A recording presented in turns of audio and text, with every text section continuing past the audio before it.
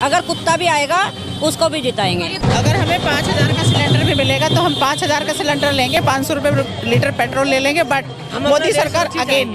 ये पीएम मोदी के इतने बड़े दीवाने हैं कि इससे पहले इन्होंने अपने घर के अंदर मोदी के लिए एक मंदिर भी बना दिया था। प्रधानमंत्री मोदी की जीत के लिए स्पेशल पूजा कर रहे थे। गॉडेस काली को अपना खून चढ़ाना चाह रहे थे कि गलती से उन्होंने अपनी उंगली काट दी।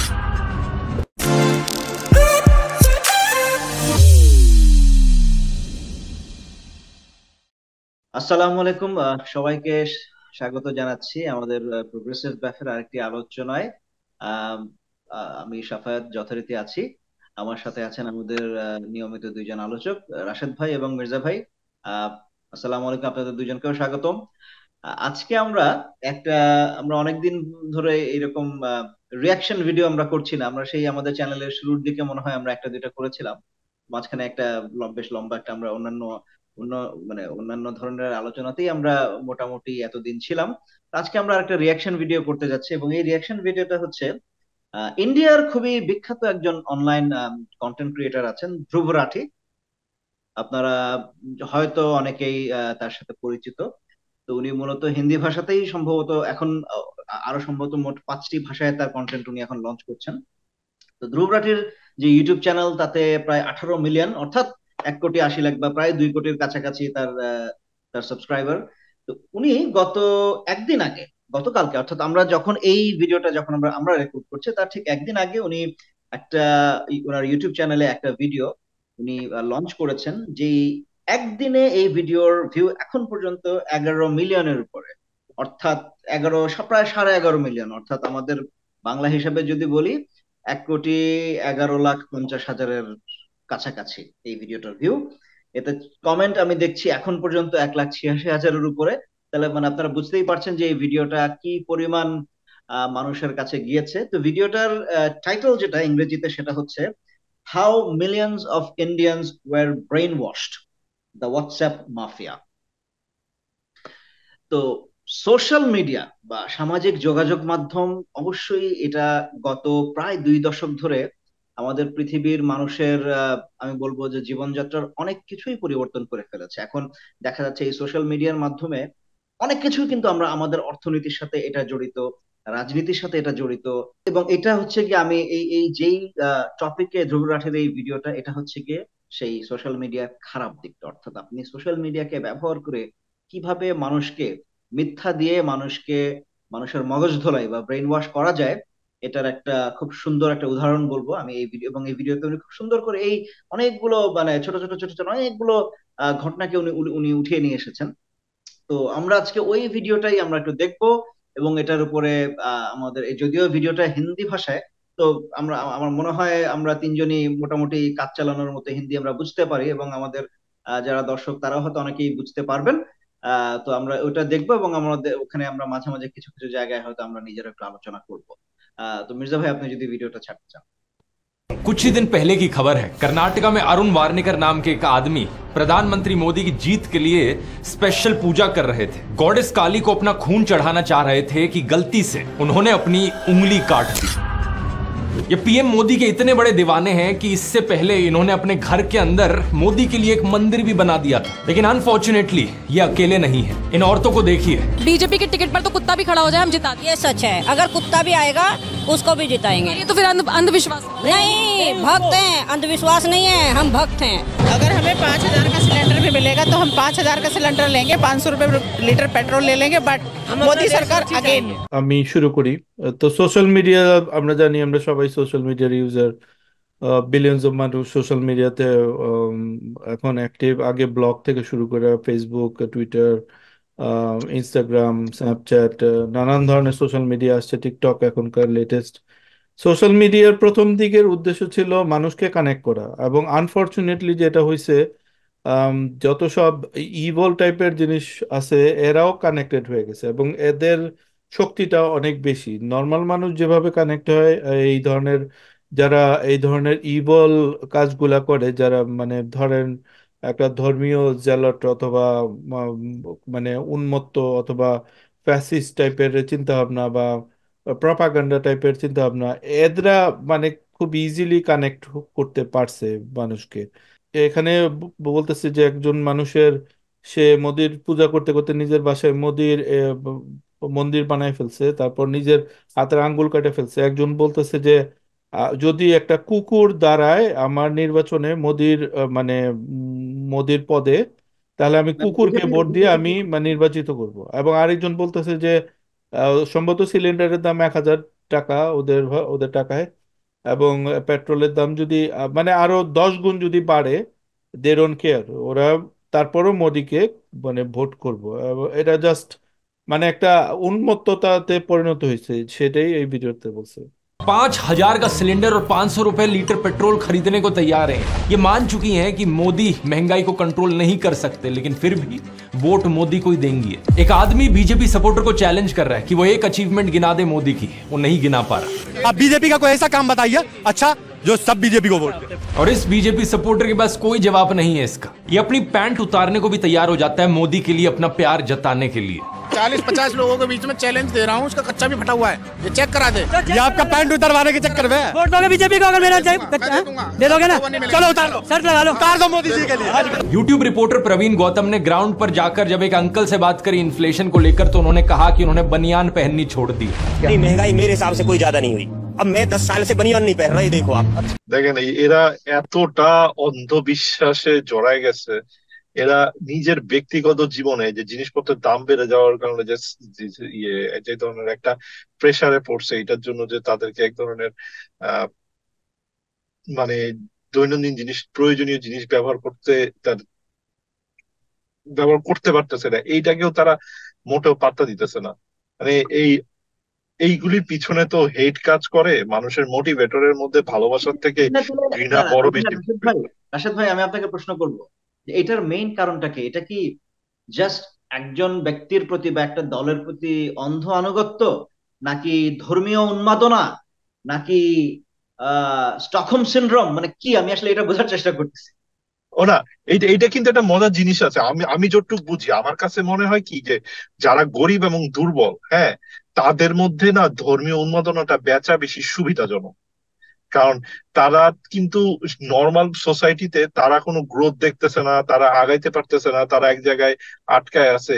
এরা কিন্তু, এদের কাছে এই জিনিসগুলি বিক্রি করা খুবই সহজ। গত 48 ঘন্টার মধ্যে সিএম আদিত্যনাথ আছে না, সে বলছে কংগ্রেস নাকি আসলে শরিয়া ল হবে, ইমপ্লিমেন্টেড হবে। মোদি বলছে যে কংগ্রেস যদি আসতে পারে তাহলে সবার যে ওয়েলথ আছে সেই ওয়েলথ তারা গরিব মাইনরিটিদের মাঝে রিডিস্ট্রিবিউট করে দিবে। আর অমিত শাহ বলছে কংগ্রেস নাকি উত্তরাধিকার ট্যাক্স বসাবে। আমি আজকে থেকে 3-4 বছর আগে ট্রাম্পের একটা র্যালি দেখতেছিলাম। ট্রাম্প তখন প্রেসিডেন্ট, হ্যাঁ। ট্রাম্প ট্রাকারদের একটা প্রোগ্রামে গেছে। ট্রাকার মানে যারা ট্রাক ড্রাইভার চালায়, রাইট, ট্রাক চালায় ড্রাইভার।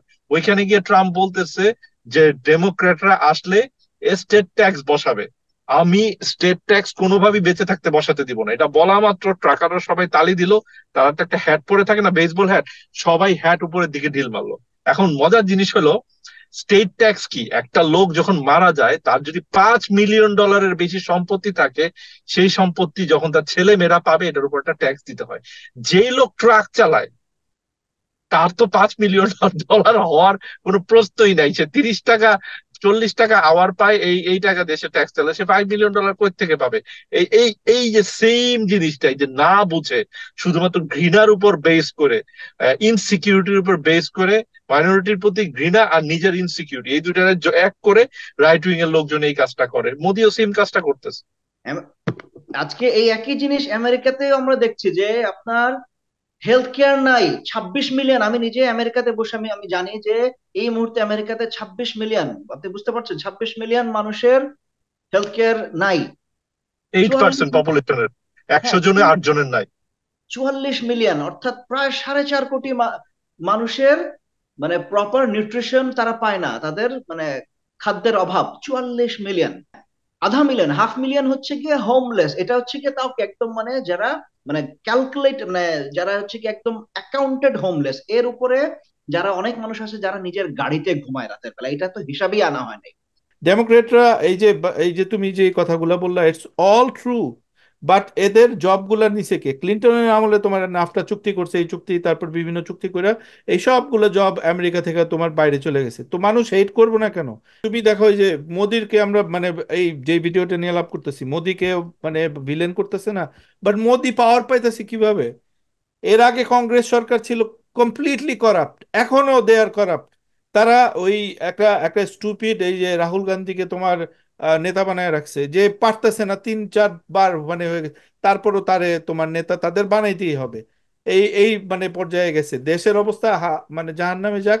ওই ওই তাদের গান্ধী পরিবারকেই ক্ষমতায় আনতে হবে। তারা কোনো মানে ওই ধরনের কিছু তো দিতে পারতেছে না। মোদির বিপরীতে মোদি ইজ ক্লেভার সেলসম্যান, এবং সে যে ক্ষমতায় আছে তা আছে হলো যে এই ব্যবসায়ীগুলা, অলিগার্ক গুলা এদের অ্যাপিস কইরা। রাইট উইং এ যা করার কথা তারা তাই করতেছে, কিন্তু এই ডেমোক্র্যাট বা লিবারেল বা এই ধরনের এন্টিটি গুলি ডিডন্ট কিপ দেয়ার প্রমিসেস। না তারা যেই না, প্রমিস তুমি জনগণকে দেখাইছে 2016-তে তুমি প্রমিস রাখতে পারে। মানে আই এগ্রি উইথ ক্লিনটনের, ইউ। না হিলারি ক্লিনটনের তুমি দেখো, সে মিশিগানে সে পা দেয় নাই। সে তাদের কারণে আনডুইং গুলা যেটা হয়েছে, সে তো গিয়া বলবো যে ওকে ঠিক আছে, এই সুইং স্টেটে গিয়া মানে তোমাদের প্রবলেমটা কি আমি একটু দেখি, বা মানে এই ধরনের মানুষ দিনে আনে দিন এখানে তো they don't care about the democrat. আমি যদি আজকে আমার বাচ্চারে না খাওয়াইতে পারি, আমার ঘরে যদি নাই করতে পারে, who cares about liberalism, who cares about progressivism? কিছুই তো না। আমি তো আমার মাথা, I don't care about the world. আমি কি করব তখন? মানে যেটা আছে সামনে সেটা নিয়েই তোমারই করব, যে আমার প্রমিস করবে এই ধরনের উন্নততা আমি ওইটাই করব। এটা তো মানুষ দেখতেছে, হ্যাঁ। Absolutely everybody is curious about this. So anyway, আমাদের র্যান্ট যেতেছে। আমি দর্শকদের জন্য বলে রাখি, আমরা যেটা কথা বলতেছি যে অ্যাজ মাচ এজ এটা রাইট উইঙ্গার, তারপর মোদির ফল্ট এবং তাদের প্রপাগান্ডার ফল, এটা একই সাথে 50% শেয়ার যায় বিপরীত যারা মানে অন্য ধরনের রাজনীতি অফার করে। पेट्रोल के दाम को लेकर कहते हैं कि लोगों को मोटरसाइकिल की जगह साइकिलें यूज करनी शुरू कर देनी चाहिए, मतलब आम आदमी बाइक पे ना चले, साइकिल पे चल। तो किसी ने बनियान पहननी बंद कर दी, किसी का अंडरवेयर फट गया। लोग जानते हैं कि लोकतंत्र कितना खतरे में है, लेकिन फिर भी कुछ लोग यहाँ अपना वोट बदलने को राजी नहीं। वोट अभी भी मोदी को ही देंगे। इस मोदी सपोर्टर का देखो क्या कहना था। सरकार जैसा कहेगी वैसा मान लेंगे, अपने विवेक का इस्तेमाल नहीं करेंगे। तो पढ़ा लिखा होने का मतलब ये बिल्कुल भी नहीं कि हम अपना दिमाग का इस्तेमाल करना चाहिए। সাফায়েত কি বলো, তোমার মাথা ইউজ করা উচিত না? বলো কিছু একটু। আহ এই লাস্টের ইয়াং ছেলেটাকে দেখে না আমাদের বাংলাদেশের আমার ছাত্রলীগের কথা মনে পড়লো। হ্যাঁ, যে না উন্নয়ন, সবকিছু শেষের কথা হচ্ছে কি না উন্নয়ন তো হচ্ছে। আমার মনে আছে যে আমি বেশ, এটা আরো ধরেন আট, মানে হ্যাঁ 7-8 বছর তো হবেই, আমি ঢাকায় আমার কলেজের একটা রিউনিয়নের মতো একটা ইফতার পার্টি, মানে ইফতার আমার কলেজের একটা ইফতার পার্টি ছিল। তো সেখানে গেলাম, তো ওখানে আমার কিছু ছোট ভাই কলেজের, ওদের সাথে আমার দেখা হলো।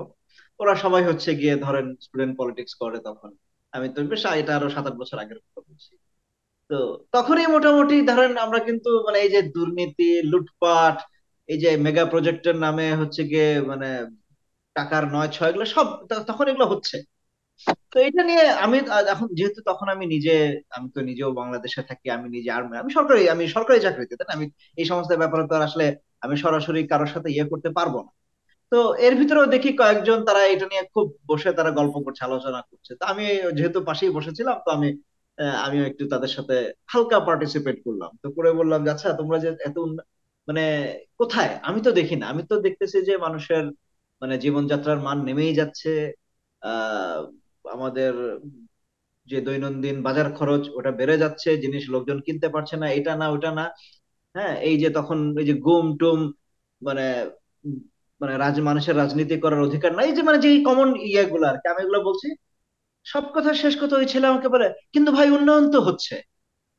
হ্যাঁ, তার লাস্ট কথা হচ্ছে কিন্তু ভাই উন্নয়ন তো হচ্ছে। হ্যাঁ হ্যাঁ, মানে ওই মানে যে ফিলিংস কিছু তো হচ্ছে আর কি। মানে ধরে নিলাম, আমি ধরে নিচ্ছি হাইপোথেটিক্যালি, যদি ধরেও নেই যে হ্যাঁ আসলে উন্নয়ন হচ্ছে, তো সেটা কি মানে মানুষকে গুম করে ফেলার লাইসেন্স? মানুষের রাজনৈতিক অধিকার হরণ করে ফেলার লাইসেন্স? আপনি বাজার মূল্য সব উল্টো মানে একদম লাগামহীন সবকিছু, মানে দ্রব্য মূল্যের কোনো লাগাম নাই, এগুলো সবকিছু করার কি লাইসেন্স ওইটাই যে হ্যাঁ উন্নয়ন তো হচ্ছে? হম। তো যাই হোক, আমার হঠাৎ করে এই ছেলেটার, এই ইয়াং ছেলেটার কথা শুনে, মানে তাকে তো দেখে বোঝাই যাচ্ছে ইয়াং, হয়তো কলেজ ইউনিভার্সিটিতে পড়ে, তো মানে আপনি তাহলে বুঝেন যে তাদের মানে ব্রেন ওয়াশিং এর লেভেলটা কোথায়। मतलब कुछ लोग तो अपने दिमाग का इस्तेमाल ही नहीं करना चाहते। आप लोगों को ये बातें सुनकर शायद हंसी आ रही हो, ये चीजें फनी लग रही हो, लेकिन मेरी राय में ये एक बहुत ही शॉकिंग चीज है कि कैसे देश में हजारों लाखों लोगों का इस तरीके से ब्रेन वॉश कर दिया गया है। कुछ साल पहले मैं ऐसे लोगों का मजाक बनाया करता था इन्हें अंधभक्त बुलाकर, लेकिन काफी टाइम से मैंने ये अंधभक्त शब्द भी इस्तेमाल करना बंद कर दिया। ये हमारे ही देश के लोग हैं। अगर हमें देश को बचाना है, आगे लेकर जाना है, तो साथ में मिलकर काम करना होगा। जैसा महात्मा गांधी जी ने कहा था, समाज में किसी भी तरीके का डिवीजन नहीं हो सकता, ना हिंदू मुसलमान के बीच, ना ब्राह्मण दलित के बीच, और ना अंधभक्त और लिबरल के बीच। We the people of India, हमें यूनाइटेड रहना होगा। इन लोगों का मजाक उड़ाने से इनमें कोई सुधार नहीं आएगा। हमें समझना होगा और इनको समझाना होगा कि कैसे ये मानसिक गुलाम बने। जानते हैं इस ब्रेन वॉशिंग के पीछे असलियत में कौन जिम्मेदार है? WhatsApp university. सही सुना आपने। शायद गोदी मीडिया के टीवी एंकर्स और गोदी यूट्यूबर्स को लगे कि मैं उनका क्रेडिट चुरा रहा हूं, ऐसा नहीं है, उनको भी कुछ क्रेडिट जरूर जाता है, लेकिन व्हाट्सएप यूनिवर्सिटी यहां सबसे बड़ी जिम्मेदार है। व्हाट्सएप पर जो खेल खेला जाता है ये सही में अलग लेवल का है।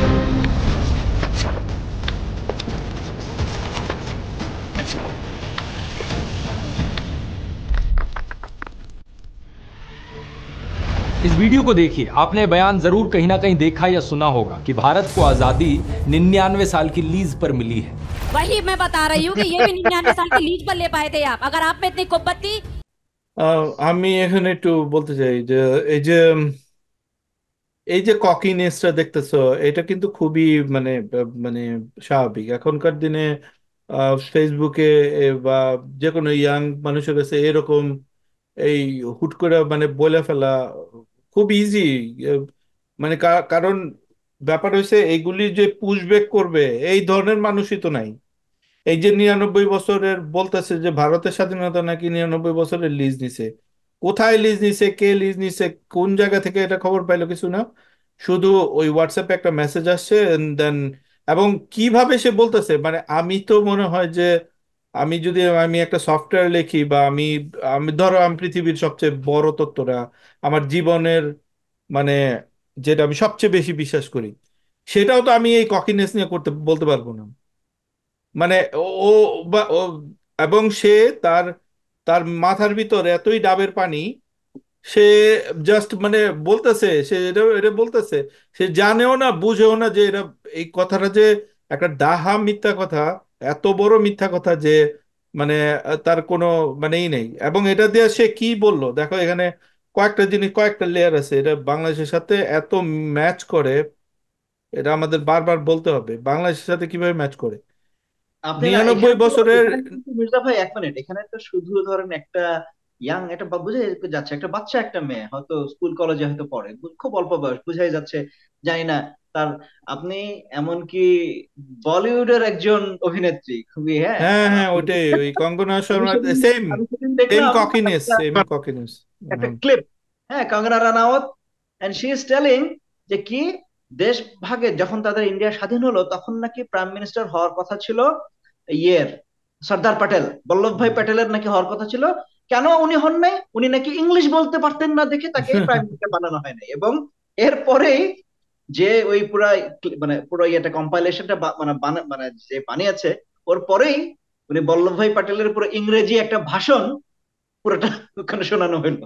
And she literally is believing যে সর্দার প্যাটেল উনি ইংলিশ বলতে শুধু পারতেন বিলিভ না না, দেখে ওর কনভিকশন নিয়ে বলে, কনভিকশন কনভিকশন লাখ নিয়ে লাখ বলে। মানুষ আরো মানে ইয়ে হয়ে যাবে। এই যে মেয়েটা যেভাবে কনভিকশন নিয়ে বলতেছে না, কঙ্গনা রানাউতের কথা শুনে 1 লাখ মানুষ আরো এটা বিশ্বাস করে বসে থাকবে। ঠিক আছে, এটাই হলো মানে শক্তি। যে এনিওয়ে আমি যেটা বলতেছিলাম যে বাংলাদেশের সাথে কিরকম মিল দেখো, বাংলাদেশের বলতেছে যে বাংলাদেশের স্বাধীনতা তাদেরই মানে প্রচুর প্রিয়, চেতনাবাদীরা বলতেছে, অথচ জিয়া রহমানের নামে তারা কত মানে খারাপ খারাপ কথা বলে। Anyway you guys continue. আমি একটা মজার জিনিস বলি যে এই যে কঙ্গনা রানাওয়াতের কথাটা বললেন না, এই জিনিসটা বুঝেন, এই ভয়েস গুলি মিথ্যা তথ্য বিরাট বড় অ্যাম্পলিফাই করে অনেক মানুষের কাছে পৌঁছায় দেয়। কিন্তু এইটার যখন রিবাটল আসে, রাইট, রিবাটলটা আসে যখন, তখন তো সেটা এত মানুষের কাছে পৌঁছায় না। এখন মজার জিনিসটা হলো এই এই যে গ্যাপটা, অল্প কিছু মানুষের কাছে আপনার রিবাটলটা পৌঁছাচ্ছে, আর অরিজিনাল ভুয়া কন্টেন্টটা অনেক বেশি মানুষের কাছে। এই যে মধ্যেখানে যে একটা বিরাট বড় গ্যাপ, এদের মধ্যে তো একটা বড় অংশ এটা বিশ্বাস করে বসে থাকে, এবং তাদেরকে এটা কোনোদিন তারা এই চ্যালেঞ্জটাও দেখে না যে এই ভুয়া কথাটা চ্যালেঞ্জ করা হয়েছে। এইটা তো চলতেছেই। তবে বাংলাদেশের সাথে ইন্ডিয়ার একটা বিরাট বড় বেসিক পার্থক্য আছে, সেটা হলো যে বাংলাদেশের মানুষ রীতিমতো ভয়ের কারণে কিছু বলতে পারে না। আমি এটা সব সময় বলার চেষ্টা করি যাতে মানুষ না, ডিফারেন্স। এটাই তো বোঝা যায়। ধ্রুব রাঠির ভিডিও 18 মিলিয়ন, এটা তো মানে মোদী সরকার এত শক্তিশালী, কিন্তু তারা বন্ধ করতে পারছেন।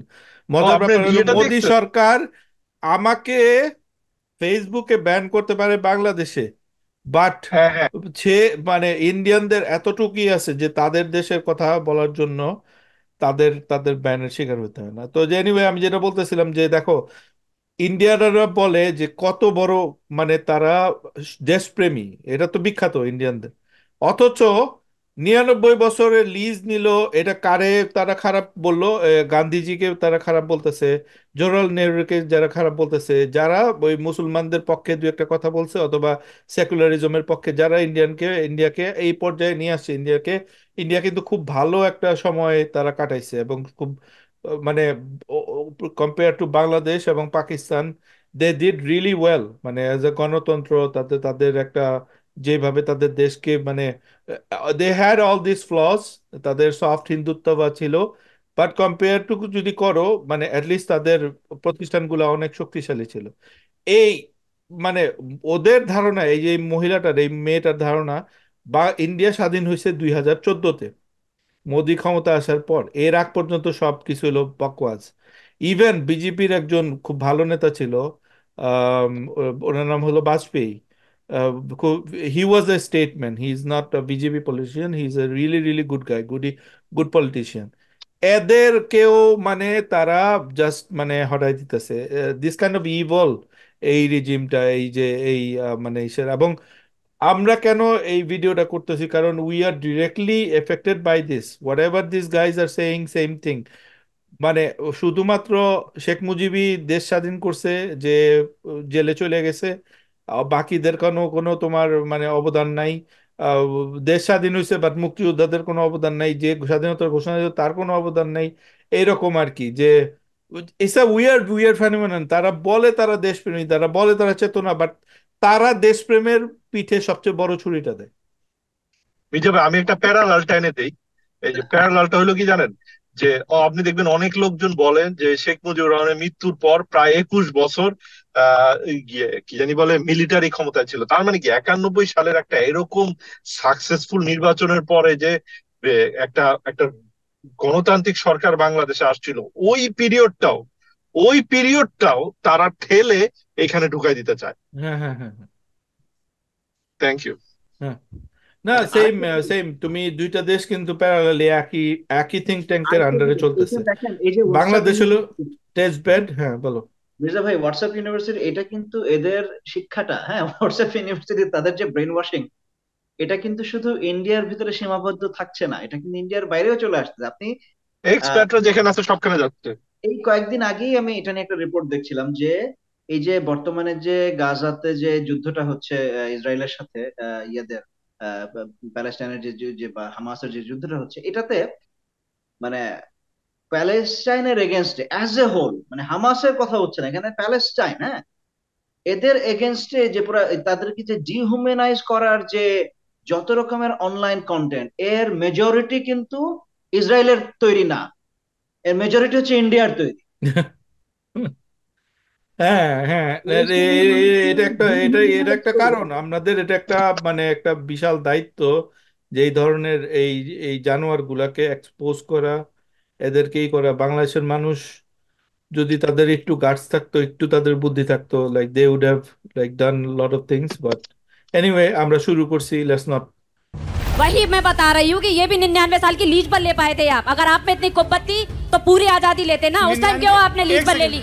99 साल की लीज पे? हाँ, ये जो आजादी हुई है ये 99 साल की लीज पर है। भारत कंप्लीटली आजाद नहीं है। ये बीजेपी युवा मोर्चा की पॉलिटिशियन है, क्या लगता है आपको ये बात इन्हें कहां से पता चली? ऑब्वियसली व्हाट्सएप से। अफसोस की बात यह है कि व्हाट्सएप यूनिवर्सिटी एक बहुत बहुत गहरी सुरंग है और ज्यादातर टाइम जो मैसेजेस यहां फैलाए जाते हैं वो ना सिर्फ झूठे होते हैं बल्कि इससे 10 गुना ज्यादा खतरनाक भी होते हैं। एक पूरा ऑर्गेनाइज्ड माफिया है, एक सिस्टम है जो पीछे से चलाया जा रहा है लोगों को ब्रेन वॉश करने के लिए। एग्जैक्टली ये कैसे किया जाता है इसकी आगे बात करते हैं, लेकिन इससे पहले ये समझते हैं कि गोदी मीडिया के कंपैरिजन में व्हाट्सएप 10 गुना ज्यादा खतरनाक क्यों है। इसके पीछे एक सिंपल सा कारण है, गोदी मीडिया एंकर्स को डर रहता है पुलिस केसेस और FIRs का। इस न्यूज 18 के एंकर अमन चोपड़ा को ही देख लीजिए, ये अव्वल दर्जे का बेशर्म इंसान है।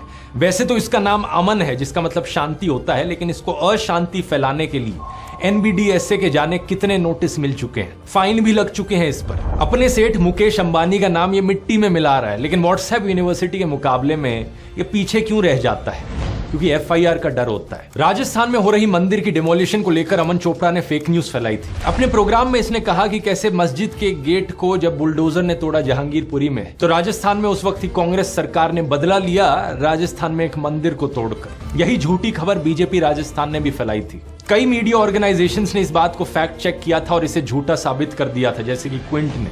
असलियत में इस मंदिर को पहले तोड़ा गया था और जब यह हुआ था तब म्यूनिसिपैलिटी में बीजेपी के मेंबर्स थे। जब ये बात सामने आई तो बीजेपी राजस्थान ने तो अपना ट्वीट डिलीट कर दिया, लेकिन अमन चोपड़ा के खिलाफ 3 FIR फाइल करी गई, धर्म के नाम पर लोगों को भड़काने के लिए, कम्युनल हार्मनी डिस्टर्ब करने के लिए। राजस्थान की पुलिस अमन चोपड़ा को अरेस्ट करने भी आई थी, लेकिन फिर यूपी की पुलिस ने इंटरवीन कर लिया और अमन चोपड़ा किसी तरीके से बचकर निकल गया। এগুলো যত দেখি আমার 71 টিভির এই মানে স্টুপিড গুলার কথা মনে পড়ে। আর ওই যে আরো যেগুলি আছে মানে এগুলি কেন ভিডিওগুলো দেখে না বাংলাদেশের মানুষ? ইন্ডিয়ার কন্টেন্টের এত ভক্ত, IPL এর ভক্ত, এই ইন্ডিয়ান মানে মাঝে মাঝে খুবই হতাশ লাগে যে এরা আসলে কি খায়, এরা কি মানুষের বাচ্চা না কিসের বাচ্চা? এরা এরা এগুলি এরা টের পায় না, এরা বুঝে না যে এরকম হইতেছে নিজের দেশের বিরুদ্ধে। মানে এরকম ইন্ডিয়ার প্রতিটা মুভির মধ্যে দেখায় যে বাংলাদেশিরা তোমার ভিলেন অথবা সামথিং, আমাদের দেশে ঢুইকা তারা মানে মানুষ মারতেছে, তারপরও এত বড় চেতনা তাদের কোনো মানে ইয়ে না। এই মানে অ্যাভারেজ বাংলাদেশি তো এইরকমই, এরকম স্টুপিড। বাংলাদেশের লোকজন কিন্তু অনেক বেশি বিরক্ত। আপনি যেটা বলতেছেন মানুষজন বুঝে মোটামুটি ভালোই। বাংলাদেশের মানুষজন প্রচন্ড রকম বিরক্ত, ভয়াবহ রকমের বিরক্ত এইসব নিয়ে। একমাত্র রিজন হইলো এই যে FIR এর কথা বলতেছে না, এই কারণে বাংলাদেশের মানুষজন একটা একটা মানুষ, কর্মক্ষম মানুষ, একটা সংসারের একজন যদি জেলে চলে যায়, ওই সংসার পুরো পথে বসে যায়। যে লোকটা কাজ করে না সংসারে, সেই লোকটা, যে বেকার ছেলেটাও জেলে গেলে তার পিছনে যে খরচ, এগুলি তো বেশিরভাগ ফ্যামিলি টানতে পারে না। এইটা হইলো বিগেস্ট রিজন।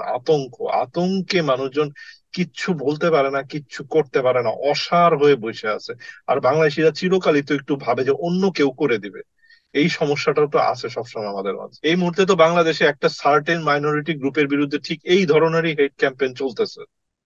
আমি মেনশন না করি, কিন্তু বুঝতে তো পারতেছেন কিসের কথা বলতেছে, ঠিক না? এই সেম জিনিসই তো চলতেছে। আরেকটা মাইনরিটিরে ধরে ধরে মেজরিটি মুসলমানদেরকে ভয় দেখানো হইতেছে। আসলে ওটা কোনো ইস্যুই না, আরেকদিকে মনোযোগ ঘুরানোর জন্য।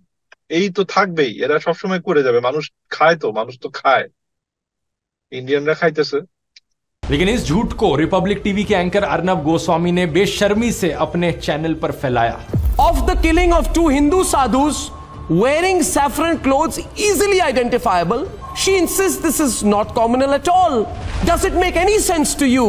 नतीजा ये हुआ कि अर्नब के खिलाफ एक FIR दर्ज करी गई। सेम कहानी है अमीश देवगन की, न्यूज 18 के एक और एंकर। इन्होंने बहुत ही गंदी भाषा का इस्तेमाल किया सूफी सेंट ख्वाजा मोइनुद्दीन के खिलाफ। बाद में एक अपॉलॉजी भी ट्वीट करी थी ये कहते हुए कि एक्चुअली में अलाउद्दीन खिलजी की बात करना चाह रहे थे, लेकिन बाय मिस्टेक इनके मुंह से ख्वाजा मोइनुद्दीन निकल गया। लेकिन इस चीज को लेकर इनके खिलाफ एक FIR दर्ज करी गई और सुप्रीम कोर्ट ने यह भी कहा कि इन्हें ट्रायल फेस करना होगा। एक और एग्जाम्पल देखो, सुधीर चौधरी जब ये जी न्यूज पर काम करते थे, एक बड़ा ही नॉनसेंस फ्लो चार्ट व्हाट्सएप पर वायरल हो रहा था, जिसमें एक झूठी थ्योरी दिखाई जा रही थी कि कैसे अलग अलग तरीके के जिहाद होते हैं। हार्ड जिहाद, सॉफ्ट जिहाद, कट्टर जिहाद, वैचारिक जिहाद है, इकोनॉमिक जिहाद, आर्थिक जिहाद, हिस्ट्री जिहाद, मीडिया जिहाद। सुधीर ने बड़ी बेशर्मी से इस व्हाट्सएप यूनिवर्सिटी के झूठ को अपने टीवी प्रोग्राम पर दिखाने की कोशिश करी, लेकिन नतीजा इनके खिलाफ एक FIR दर्ज हो जाती है इसको लेकर। तो गोदी मीडिया के एंकर्स अपनी तरफ से कोशिश पूरी करते हैं झूठी खबरें फैलाने की। আচ্ছা, আমাদের দর্শকদের জন্য একটু বলি, এখানে ওরা দেখাইতেছে যে ইন্ডিয়াতে গদি মিডিয়া যেটা, ওদের প্রায় 90% মিডিয়া জাস্ট একদম বিকৃত। এরা জাস্ট মোদির ভক্ত এবং বিভিন্ন ধরনের কথা বলে। এবং এখানে দেখাইলো কিছু, এটা তো জাস্ট একটা মানে জাস্ট 100%-এর মধ্যে জাস্ট 0.5% হয়তো দেখাইছে।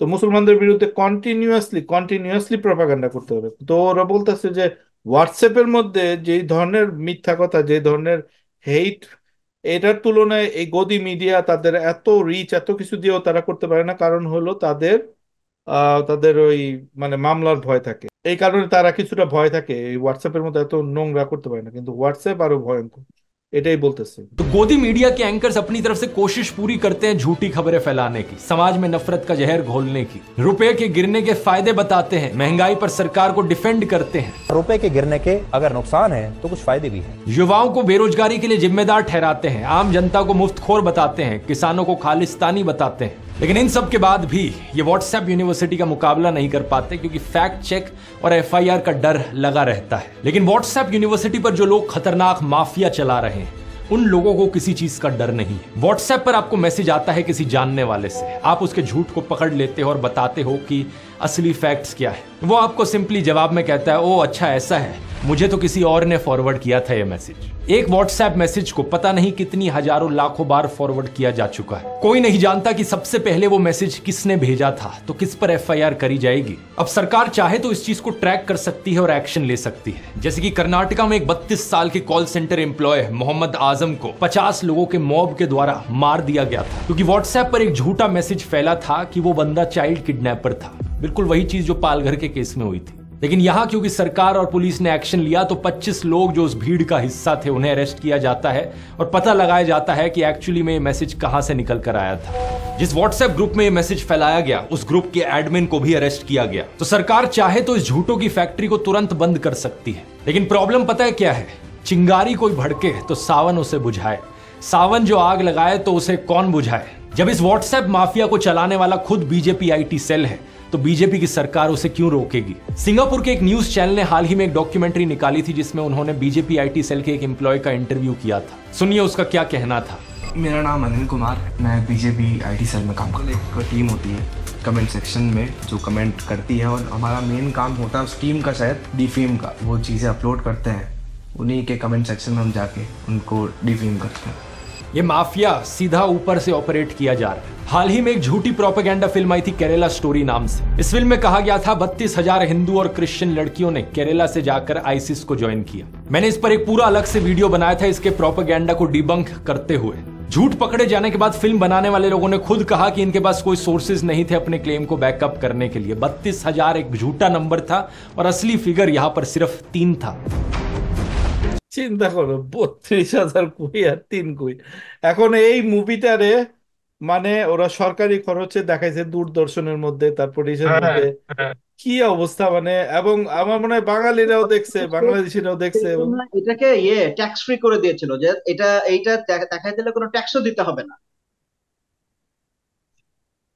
আমার পরিচিত একজন এই মুভি শেয়ার করে বলছে যে এই মুভিতে নাকি এডুকেশনাল মোমেন্টস আছে বাংলাদেশিদের জন্য।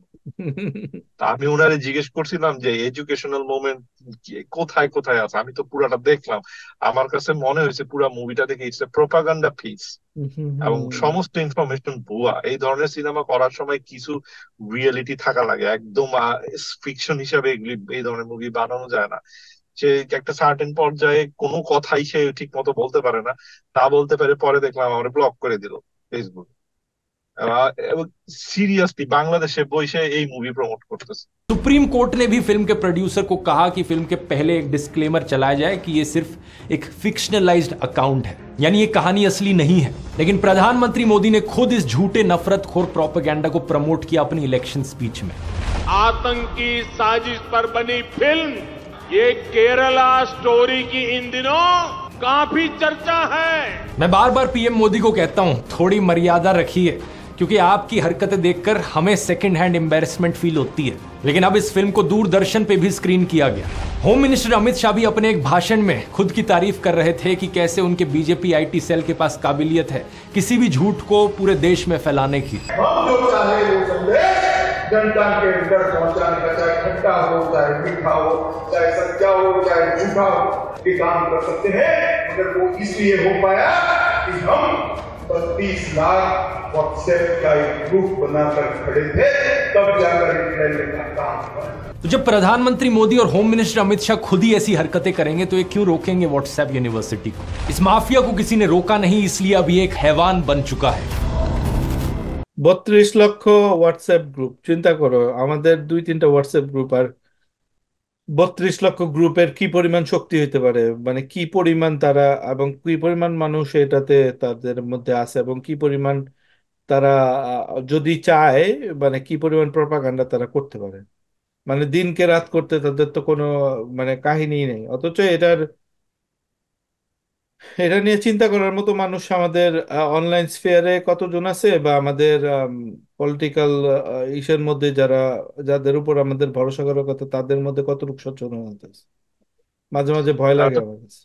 তারা তো টেকনোলজি বুঝে না বেশিরভাগ লোকজন, যারা এই এই আওয়ামী লীগের, আসলে তো আওয়ামী লীগ না, আসলে বেসিক্যালি ইন্ডিয়ার বিরুদ্ধে বাংলাদেশে যারা এই মুভমেন্টটা চালায় নিতেছে তাদের মধ্যে উপরের দিকের লোকজনের মধ্যে একটা বড় অংশ আছে যারা অনেক বর্ষিয়ান।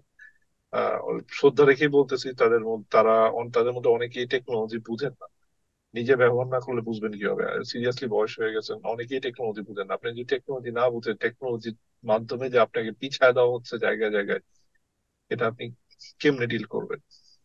बिना किसी देरी के आइए अब इसे गहराई से समझते हैं। व्हाट्सएप माफिया के मेनली 4 डिपार्टमेंट्स हैं और ये चारों डिपार्टमेंट्स हिंदुओं को अपना निशाना बनाते हैं। आप पूछोगे ऐसा क्यों? इसके पीछे एक बड़ा सीधा कारण है। किसी भी तानाशाह को अगर देश को डिक्टेटरशिप बनाना है तो उसे देश की मेजॉरिटी कम्युनिटी पर अपना कंट्रोल जमाना होगा। जो भी देश में मेजॉरिटी कम्युनिटी के लोग हैं उन्हें ब्रेन वॉश करना होगा। जर्मन डिक्टेटर हिटलर का एग्जाम्पल लो तो उसने एथनिक जर्मन आर्यंस को अपना निशाना बनाया था। उस वक्त वहां की मेजॉरिटी कम्युनिटी। इन्हें ब्रेन वॉश करने के लिए एक झूठा डर का माहौल बनाया ज्यूज को लेकर। ये कहा कि देखो ज्यूज से देश को कितना बड़ा खतरा है और भड़काया इन्हें। पाकिस्तानी डिक्टेटर का एग्जाम्पल लेकर देख लो, जिया उल हक।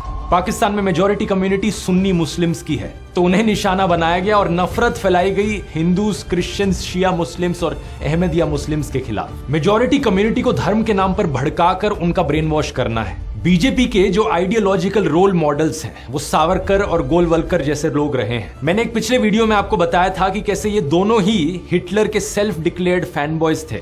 इनकी राय में हिंदू, सिख्स, बुद्धिस्ट और जैन्स तो सब हिंदूज थे और मुस्लिम्स और क्रिश्चियंस एक्सक्लूडेड थे। सावरकर और गोलवलकर जैसे लोगों का यहाँ एक और भी एजेंडा था। उन्हें मनुस्मृति बुक बड़ी पसंद आती थी जो बहुत ही कास्टिस्ट चीजों से भरी हुई है। देश के संविधान को बनाने वाले डॉक्टर BR अम्बेडकर ने इस किताब को जलाया था। तो व्हाट्सएप का ये माफिया यहाँ पर हिंदुओं को टारगेट करता है, प्रेफरेबली अपर कास्ट हिंदू लोग। अब ब्रेन वॉश करने के यहाँ 4 डिपार्टमेंट्स क्या हैं, इन्हें एक एक करके समझते हैं। पहला डिपार्टमेंट है रेशियल या रिलीजियस प्राइड। एक आम आदमी को बहकाने के लिए शुरुआत से नफरतखोर मैसेजेस काम नहीं करेंगे। शुरू के मैसेजेस प्राइड पर फोकस करेंगे ताकि आप इनके जाल में फंसो। आपको एहसास दिलाया जाएगा कि आपको अपनी नस्ल पर गर्व होना चाहिए। ये देखो हम हिंदू कितने महान लोग थे, हम सब कुछ जानते थे, हमारा इतिहास दुनिया का सबसे महान इतिहास है और हमारा कल्चर दुनिया का सबसे बेस्ट कल्चर है। डिपार्टमेंट नंबर 2, विक्टिमाइजेशन और सेल्फ पिटी। एक बार आपको गर्व और अहंकार के इमोशन से नहला दिया गया तो उसके बाद आपको विक्टिम बनाया जाता है। ऐसे मैसेजेस आपके पास आते हैं जो बताते हैं कि कैसे सदियों से हम हिंदुओं पर अत्याचार हो रहा है। ये देखो हम कितने बड़े विक्टिम हैं, हजारों सालों से इन लोगों ने हमें कभी उठने नहीं दिया ऊपर। एक बार आप इसमें विश्वास करने लग गए तो अगला हमला आप पर होता है डिपार्टमेंट नंबर 3 का, यू आर इन डेंजर। आप पर ना सिर्फ सदियों से अत्याचार हो रहे हैं बल्कि आप आज अभी भी खतरे में हो। हर हफ्ते हर दिन आप पर झूठे मैसेजेस की बौछार करी जाती है। ये देखो ये आपके घरों के अंदर आपको मार देंगे, ये देखो वहां पर क्या हुआ, ये देखो वहां पर कैसे साधुओं को मार दिया, आपके साथ भी हो सकता है किसी दिन। और कौन है ये लोग जो आपके पीछे पड़े हैं? ये मुस्लिम्स हैं, क्रिश्चियंस हैं, खालिस्तानी हैं और जो आदमी एंटी बीजेपी है वो सब इनके साथ मिले हुए हैं। कांग्रेस, आम आदमी पार्टी, सारी ऑपोजिशन पार्टीज, वामपंथी, टुकड़े टुकड़े gang, George Soros, Pakistan, China, USA, Russia, सारी इंटरनेशनल एजेंसी सब आपके खिलाफ हैं। आप खतरे में हो और जब ये डर आपके अंदर भर दिया जाएगा, इस डर को बचाने के लिए आएगा डिपार्टमेंट नंबर 4, मोदी की कल्ट ऑफ पर्सनैलिटी। कौन आपको बचाएगा? मोदी जी आपको आकर बचाएंगे। मोदी जी हमारे लॉर्ड एंड सेवियर हैं। व्हाट्सएप मैसेजेस पर आपको एहसास दिला दिलाया जाएगा कि मोदी कोई इंसान नहीं, वो तो कृष्ण के अवतार है, राम के अवतार है। किसी भी इलेक्शन से एकदम पहले स्पेशली ये थर्ड और फोर्थ डिपार्टमेंट सबसे ज्यादा एक्टिवेट होते हैं। কৃষ্ণ মোদির কাদের মধ্যে ও মাই মির্জা ভাই, god you have to give him you have to give him credit. Mirza ভাই, আমরা এই যে জাস্ট গত কালকেই তো আমরা যে রুমি ভাইয়ের সাথে আমাদের ব্লগের, বাংলাদেশের যে ব্লগ জমানার যে উত্থান, ওটা নিয়ে আমরা যখন আলোচনা করছিলাম, আমি এখন নাও আই ক্যান মানে ড্র এ প্যারালাল লাইন। দেখেন ঠিক এভাবেই প্রথমে অতীত নিয়ে ডিপার্টমেন্ট নাম্বার 1 বাংলাদেশে কি হয়, চেতনার যে চেতনা এবং উন্নয়নের যে বয়ান, অতীত নিয়ে হচ্ছে কি আপনাকে গর্ব, মুক্তিযুদ্ধ এটা ওইটা, হ্যাঁ মুক্তিযুদ্ধ দিয়ে আপনাকে গর্বিত করা হবে। তারপরে নাম্বার 2 অত্যাচারের গল্প, আমাদের এই যে শোষণ, নিপীড়ন, দমন, আমরা কতটা নিপীড়িত ছিলাম। 3 নাম্বার হচ্ছে 75 থেকে 96। আপনি 3 নাম্বার ডিপার্টমেন্ট কি, আপনি এখনো বিপদে। এই যে দেখেন এই মৌলবাদীর উত্থান, এটার উত্থান, স্বাধীনতা আজ কি আবারও কি পতাকা খামচে ধরেছে সেই পুরনো কে বাঁচাবে কে বাঁচাবে বলেন একসাথে, শেখ হাসিনা। 4 নম্বর কে সেভিয়ার, উনি যার কোনো বিকল্প নাই। ঠিক আছে, এই দেখেন একই, আমরা কিন্তু সুন্দর এবং ঠিক আজকে আমেরিকাতেও, আমরা নর্থ আমেরিকাতে বসে আমেরিকাতেও রাশেদ ভাই সেম ওই একই জিনিস। আগে আমেরিকা ওয়াজ গ্রেট, তারপরে আমেরিকার এই যে দেখেন আমাদের আজকে কি বাজে অবস্থা, তারপর লাস্টে সেভিয়ার কে ট্রাম্প। হ্যাঁ ঠিক ঠিক, মানে প্লেবুক এভরিওয়্যার, একই প্লেবুক, কারণ এক জায়গা থেকে আসছে তো এগুলি সব পড়া হইলো তোমার জায়নিস্ট গুলা, ওরাই জায়নিস্টরা নিজেদের দেশেও এইরকম প্রপাগান্ডা করছে, তো ওই প্রপাগান্ডা গুলা ওরা আমেরিকাতেও ছড়াইছে, এখন ইন্ডিয়াতেও দিছে, ইন্ডিয়ার থ্রুতে আমাদের দেশেও আসছে, এগুলি একদিন মানে সব এগুলি প্রচার পাইবো। আমার কাছে কিন্তু ভালো লাগে আমি যখন দেখি যে বিজেপি ইন্ডিয়াতে আবার জিততেছে, আবার আসতেছে। আমার কাছে কেন জানি মনে হয় যে বাংলাদেশ ইন্ডিয়ার হাত থেকে ছুটতে হইলে ইন্ডিয়াকে একটু দুর্বল হওয়া লাগবে। ইন্ডিয়া দুর্বল হবে ভিতর থেকে তখনই যখন বিজেপির মতো একটা সরকার বারবার ইন্ডিয়াতে ক্ষমতায় আসবে। কারণ এরা অলরেডি মুসলমানদেরকে আদার বানায় ফেলছে, এরা যতবার ক্ষমতায় আসবে এরা আস্তে আস্তে লোয়ার কাস্টকে আদার বানাবে, এরকম করতে করে তারা প্রায় 60-70% পপুলেশনকে আদার পিপল বানায় ফেলবে। তখনই ভিতর থেকে তারা দুর্বল হবে, আর তারা দুর্বল হইলেই আমাদের হয়তো কোনো না কোনো সময় একটা সুযোগ তৈরি হবে যে এই রাহুল গ্রাস থেকে বের হয়ে আসা। তো আমি চাই বিজেপি বারবার আসুক, আমি চাই ইন্ডিয়া আরো ভিতর থেকে দুর্বল হোক। Thank you. আচ্ছা, এই বড় বড় দেশগুলা কিন্তু এইরকম ভাবে তোমারই হয় না। আমেরিকা যতই দুর্বল হোক আলাস্কা কোনোদিন ছাড়বে না, হাওয়াই, তোমার গুয়াম, এই দেশগুলা মানে এদের মানে আরো 10 গুণ, এখন তো আমেরিকা অনেকটা দুর্বল, আরো দুর্বল হইলো এগুলোই করবে না। রাশিয়া তোমার দুর্বল হয়েছে। এখানে একটা বিরাট বড় ব্যাপার আছে, ইউনাইটেড স্টেটস এর যে constitution, it has some check and balances.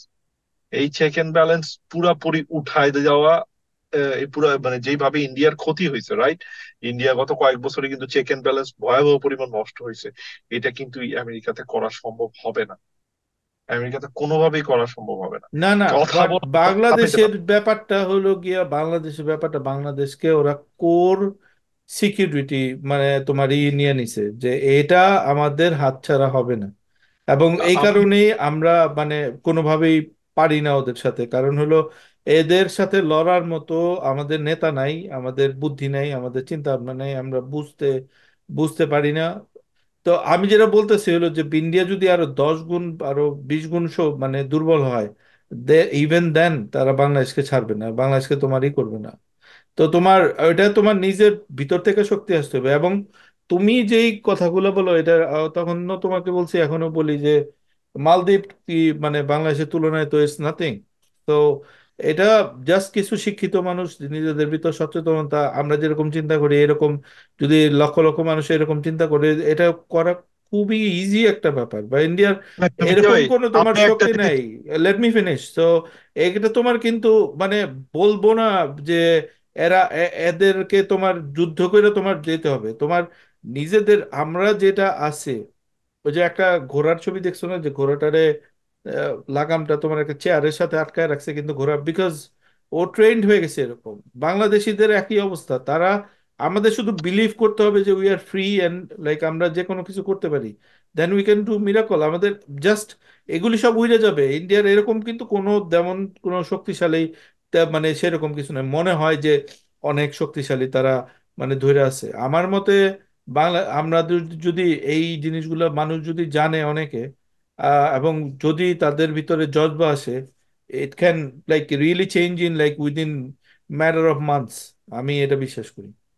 আপনি যেটা বলতেছেন আমি এটার সাথে টু সাম এক্সটেন্ট এগ্রি করি, কিন্তু বাংলাদেশে একটা ইউনিক অ্যাট্রিবিউটস আছে যেটা আপনি যেই কটা দেশের নাম নিয়েছেন এদের কারোর সাথে মিলবে না। সেটা হলো অত্যন্ত ক্ষুদ্র স্বার্থে একেবারে পুরা বাংলাদেশ বিকায় দিবে। মাইজুর যে অপোজিট পার্টিটা ছিল তারা তো ইন্ডিয়া পন্থী, কিন্তু তারা তো পুরা বাংলাদেশের মতো করে মালদ্বীপে তো ইন্ডিয়ার হাতে উঠাই দিবে না, রাইট? তারা হয়তো ইন্ডিয়া পন্থী কিছু পলিসি নিতে রাজি আছে, কিন্তু বাংলাদেশের এই যে শেখ হাসিনা অ্যান্ড গং, তারা তো অ্যাবসোলুটলি নিজেদের ক্ষমতায় থাকার জন্য পুরা বাংলাদেশের স্বাধীনতা কি পুরা বাংলাদেশের সমস্ত সত্তা বিকায় দিতে এক পায়ে রাজি হয়ে আছে। আজকের দিনে অনেস্টলি মির্জা ভাই, আজকের দিনে পৃথিবীতে এরকম দেশের মধ্যে এরকম পাওয়ারফুল একটা গ্রুপ পৃথিবীর কোন দেশে খুঁজে পাওয়া এটা অসম্ভব রকমের ব্যাপার। আপনি কোথাও খুঁজে পাবেন না এই ধরনের উদাম করা মানে আরেক দেশের নিজের একটু সামান্য সুবিধার জন্য আরেক দেশের কাছে নিজের স্বার্থ বিকায় দেওয়া আপনি আসলেই পাবেন না, আমি দেখি না ইদানিং। আচ্ছা, তো যাই হোক, আমরা ভিডিওটা বেশ বড় ছিল, আমরা পুরোটা আমরা দেখিনি, কিন্তু আমরা যতটুকু আমরা দেখেছি। আমার মনে হয় আমরা মানে হোয়াটসঅ্যাপ বা এই যে সোশ্যাল মিডিয়ার মাধ্যমে, এখানে তো শুধু হোয়াটসঅ্যাপকে বলা হয়েছে, বাট সোশ্যাল মিডিয়ার মাধ্যমে কিভাবে মানুষের ব্রেন ওয়াশিংটা আসলে করা হয় আমার মনে হয় এটা খুব ভালোভাবে বোঝা যায়। তো এই মূল ভিডিওটার লিংক আমরা ডেসক্রিপশনে দিয়ে দিব। তো আপনারা যারা এই ভিডিওটা দেখছেন, আমি অনুরোধ করবো সবাইকে মূল ভিডিওটাও দেখার জন্য। এবং কারণ অনেক কিছু আসলে এখান থেকে আপনার মানে যারা মানে বাংলাদেশে যারা সচেতন মানুষজন যারা আছেন, আমার মনে হয় এখান থেকে এই শিক্ষা নেওয়ার অনেক কিছু আছে। তো আমি আশা করব সবাই এই জিনিসটা বুঝবেন, শিখবেন এবং এগুলো থেকে সাবধান থাকবেন। আর সবসময়ের মতো আবারও বলছি যে যদি আমাদের এই আলোচনার সাথে আপনাদের কোনো রকমের দ্বিমত বা অন্য কোনো রকমের ইনপুট থাকে, অবশ্যই সেটা আমাদেরকে কমেন্টে জানান। আর আপনারা যদি অন্য কোনো বিষয়ে আলোচনা শুনতে চান সেটাও আমাদেরকে কমেন্টে জানান, আমরা অবশ্যই চেষ্টা করবো সেটা কভার করার। তো আজকে আমরা এখানেই শেষ করছি। সবাই ভালো থাকবেন, সবাই সুস্থ থাকবেন, সবাইকে ধন্যবাদ। আসসালামু আলাইকুম।